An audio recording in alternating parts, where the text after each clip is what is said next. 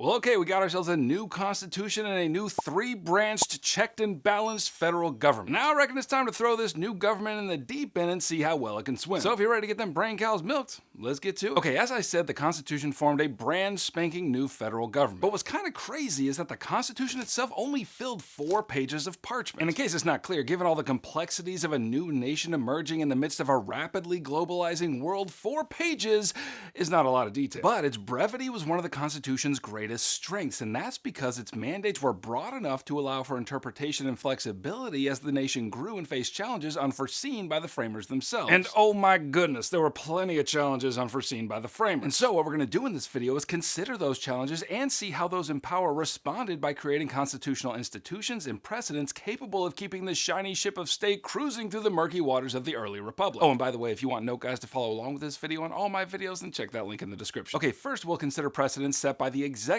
branch, which is to say the president. Now, the first president of the United States was our boy George Washington of Revolutionary War fame. And he was chosen unanimously by the Electoral College, and as it turns out, he is the one and only president in all of U.S. history to be unanimously elected. You go, George Washington. And look, so much of what we take for granted about the presidency today began with Washington, and I'm just going to mention 2 of them. First, Washington created a cabinet of advisors. Now, remember what I said a minute ago, namely that the Constitution is pretty vague on a lot of issues, and that is certainly true of the executive. Yes, the Constitution is specific about certain executive powers, like, for example, that the president is the commander-in-chief of the armed forces, but for the most part, it just says that the president is responsible for executing the laws passed by Congress. And so, in order to better discharge his duties and organize the operations of the executive department, Washington created 4 departments: State, War, Treasury, and Justice, and these were headed by men who would serve as his cabinet of advisors. He appointed Thomas Jefferson as Secretary of State, then Henry Knox as Secretary of War, Alexander Hamilton as the Secretary of the Treasury, and Edmund Randolph as the Attorney General to lead the Department of Justice. Now, to be clear, the Constitution doesn't exactly mandate the creation of executive departments, but Washington perceived that creating these departments would help him facilitate the constitutional duties that are explicitly mentioned. However, it's going to be important to remember that while Washington appointed these 4 men to their positions, they were each subject to Senate approval, which demonstrates the principle of checks and balances. And I'm not just flapping my mouth hole about all this for poops and giggles. No, the creation of these executive departments highlights the flexible nature of the Constitution as well as the distribution of power among the 3 branches. Anyway, these 4 men became Washington's cabinet of advisors, and because they were experts in their respective fields, they were able to help Washington make consequential decisions. And that precedent of a presidential cabinet has been repeated in every presidency since. Okay, second, Washington created the precedent of a 2-term limit in the executive office. You see, the Constitution has plenty to say about how the president will get elected and what kinds of powers the president has, but it says precisely bumpkiss about how many 4-year terms are allowable. And so, in an astonishing relinquishment of power, Washington decided to step down voluntarily after serving for 8 years. And that precedent was kept by every president after Washington until 1940, when Franklin Roosevelt was elected to a 3rd term. And so it wasn't long after that we got the 22nd Amendment, which officially limited the executive to 2 terms. Now, when he resigned his post, Washington gave a farewell address in which he called for national unity and warned against 2 realities that threatened such unity. First, he warned against entangling foreign alliances. And here he urged the next generation of Americans and the politicians who would represent them to resist the urge to join alliances with foreign powers that would unnecessarily drag the United States into war or negatively influence the new American government. And that warning served as one of the pillars of American isolationism for a long time. And then second, Washington warned against the destructive effects of political parties and sectionalism, which he argued would cripple the republic because people might be too devoted to divisive causes or beliefs. And it was at that precise moment that Jefferson and Hamilton participated in world history's first awkward turtle, and more on that in a moment. Okay, now the second big category of change in the new republic was the creation of a new institution, namely the federal judiciary, or if you're sassy, the court system. Now, if you read the Constitution, you will no doubt notice that the judicial branch received the least amount of attention from the framers. But Congress remedied that quick, fast, and in a hurry by passing the Judiciary Act of 1789, which created a 3-tiered federal court system. On the bottom of the hierarchy was a series of 13 district courts spread throughout the states. In the middle, there were 3 federal courts of appeals. And then the most muscular court of all was the Supreme Court, which held final authority on constitutional matters and was made up of 6 justices. And though minor changes would be made to the system over time, most of its structure has endured since its creation in 1789. Okay, now let's revisit the Hamiltonian, Jeffersonian awkward turtle performed at Washington's farewell speech. You see, the reason that turtle was so dang awkward is because these 2 men, maybe more than anyone else, were actually responsible for the acrimonious division that ended up creating the first political parties in America. And by the way, point of clarity, if you see documents from this era, they're probably not going to use the word parties, but you'll probably see them referred to as factions, so,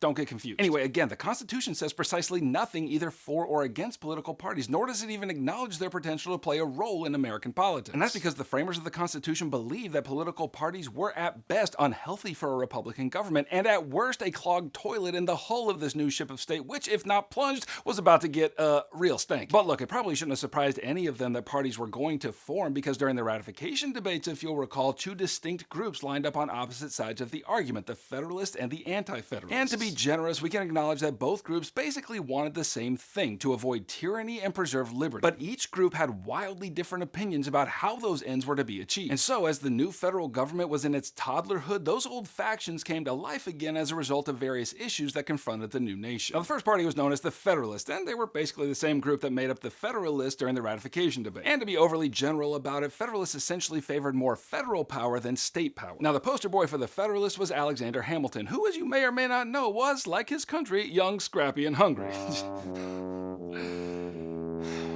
Sorry. Anyway, the opposing party was known as the Democratic Republicans, and their ideology roughly aligned with the Anti-Federalists. And again, to be overly general, the Democratic Republicans favored more state power than federal power. And the poster boy for this party was none other than Thomas Jefferson. Okay, so if the founders of the nation were wary of political parties, then why in the fresh heck did these parties form like 5 minutes after the ship of state left the dock? Well, there are a lot of reasons, but I'm going to tell you about 4 major categories of disagreements they had, all of which created the occasion for the formation of rival parties. First, the two factions disagreed over economic policy. And the great grandpappy of contentious domestic economic policies during this era was the formation of a national bank. Now, as the Secretary of the Treasury, one of Hamilton's main agenda items was to strengthen the national economy of the United States. To that end, he proposed the creation of a national bank, which would solve a major economic problem, namely the nation's credit. So, Hamilton proposed that the federal government assume all the states' debts that they had incurred during the Revolutionary War. Now, I'm sure that sounds like a pretty good deal for all the states, and yeah, some states were altogether down with this plan since it cleared them of all their debt. But a handful of states, like for example Virginia, had already paid their war debts, and that made such a plan repugnant in their debt-free nostrils. Now, I don't want to get too far into these particular weeds, but what you need to remember about this plan is that by assuming the state's debts, Hamilton predicted that creditors from around the world would feel safer loaning the United States money. And as it turns out, he was right about that. Now, the Democratic Republicans, many of which were of prominent Virginia stock, altogether rejected the idea of creating a national bank. By their reckoning, to do so was nothing more than a power grab for the federal government against the interests of common farmers. And their main argument was that the Constitution nowhere gave power to the federal government to create a national bank. But Hamilton went ahead and slapped back by arguing that the Necessary and Proper Clause, also known as the Elastic Clause in Article 1, did grant the authority, since collecting tax revenue presupposed having a bank in which to deposit it. And ultimately, the bank was created, and led to the flourishing of the United States economy. Okay, now the second major disagreement that led to the formation of political parties was a debate about the balance between liberty and order. And the big event that illustrates this tension was the Whiskey Rebellion. So at Hamilton's urging, Congress imposed a tax on whiskey, which put serious economic strain on Western farmers who relied on the manufacture and sale of that beverage. Now, this tax was part of Hamilton's financial plan, which was basically an effort to raise revenue to pay off federal bonds. But the Democratic Republicans viewed this tax as Federalist protection of urban industry at the expense of poor farmers. And obviously, Hamilton did not agree, but the division was about to get real bitter. So in 1792, farmers in western Pennsylvania erupted in protest against this tax. They marched on courthouses and assaulted tax collectors, and by 1794, the rebellion grew more intense on account of the lack of response from the federal government to address their grievances. Now, Washington worried that this rebellion might spread, especially because the British and Spanish were eager to promote conflict between Americans and American Indians in the Western Territory. Therefore, Washington went into boss mode and federalized militias from several states to meet the rebels with force and ultimately suppress the conflict. Now, compared to the federal response to Shays' rebellion under the Articles of Confederation, which was precisely bupkis, Washington's forceful actions had two opposing effects. First, it demonstrated that the new federal government was far more capable than the government under the Articles to keep order in the nation. Second, it enraged the Democratic Republicans, who felt that the show of force against legitimate rebellion amounted to tyranny. Okay, now the third major debate that led to the formation of political parties concerned foreign policy, and the first up was the French Revolution. So, the Democratic Republicans believed the U.S. ought to come to the aid of the French Revolutionaries, since they had come to the aid of the American Revolutionaries. But the Federalists worried that by getting involved in the French conflict, which had by now expanded to include wars with Great Britain and Prussia and Austria, that U.S. trade prospects would be harmed. Not to mention that the Federalists believed that the revolution had spun wildly out of control, what with the French beheading their king and any others who disagreed with the cause. And again, on this count, Federalists won the day. To that end, Washington issued a neutrality proclamation which kept the U.S. out of the conflict while simultaneously protecting American trade interests in Europe. And that, not surprisingly, enraged the Democratic Republicans, Republicans and caused Jefferson to resign his cabinet position in protest. And then the second foreign policy debate between these two parties came in the form of the Jay Treaty. So in response to Washington's neutrality proclamation, France's American ambassador Edmond Genet traveled around the country appealing directly to American citizens to support the French war against Great Britain. And perhaps with the distance of centuries, you're not feeling the full weight of Citizen Genet's actions. Like the stinking President of the United States issued a proclamation stating that the U.S. would offer no aid to the French. And Genet was like, well, that's dumb. I reckon I'll just travel around your country and ask people directly to give me money to support France. Citizen Genet more like, citizen, you must be outside your mind, son. Anyway, Democratic Republicans turned up to Genet's speeches in droves and were more than happy to support the cause. And Genet was actually successful in raising a militia in America and started capturing British ships. And not surprisingly, that enraged the Washington administration since it very directly violated the Neutrality Act. And it also got the British real saucy on account of, well, it violated the Neutrality Act. And so the British went ahead and responded by supplying arms to American Indians in the Ohio River Valley and encouraged them to attack U.S. settlements. Therefore, Washington sent John Jay, the Chief Justice of the Supreme Court, to Britain to resolve this tension along with several other outstanding issues related to the Peace of Paris. Now, ultimately, the Jay Treaty gained some trading concessions with the British, but it failed to resolve the most pressing issues between the United States and Great Britain. And so the Democratic Republicans heavily criticized this treaty, and the issues left unsolved would ultimately lead to another war with Great Britain, the War of 1812. And then finally, political parties formed in response to the debate over the proper relationship between federal and state governments. And to illustrate this spicy development, let me tell you about the Alien and Sedition Acts. Now, after Washington stepped down from his presidency, the Vice President, John Adams, was elected, and it was Adams who led the charge on the passage of these laws. So the Alien Acts allowed the president to imprison and deport immigrants without citizenship if they were found criticizing the government's pro-British policies. And then the Sedition Acts basically made it illegal to criticize the government. And taken together, these policies made it possible for the Adams administration to use federal power to silence dissent. Now, as awful as that sounds, you have to remember that whole Citizen Genet affair and how he unilaterally defied the federal government and started recruiting Americans to go fight with France. So the Alien Acts were a response to that very real threat of French subversion. And in the case of the Sedition Acts, Adams and his ilk believed that seditious or subversive speech made society less secure and less free. And so both of these policies, whatever else you may think about them, were just another manifestation of the debates about what the American Revolution meant. But to put it mildly, the Democratic Republicans did not approve on account of they viewed these policies as evidence of massive federal overreach and an infringement on the liberties enshrined in the Bill of Rights. And so state legislators with Democratic Republican sensibilities responded by passing the Virginia and Kentucky resolutions. And essentially, these resolutions stated that the Alien and Sedition Acts were unconstitutional and therefore unenforceable. And they went even further to say that any federal law that enables the government to operate beyond its constitutional power must be considered null and void by the states. And we're going to return to that little nullification nugget when we get to the Civil War, but for now,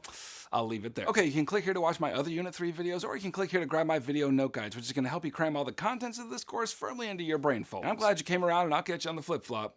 Heimler out.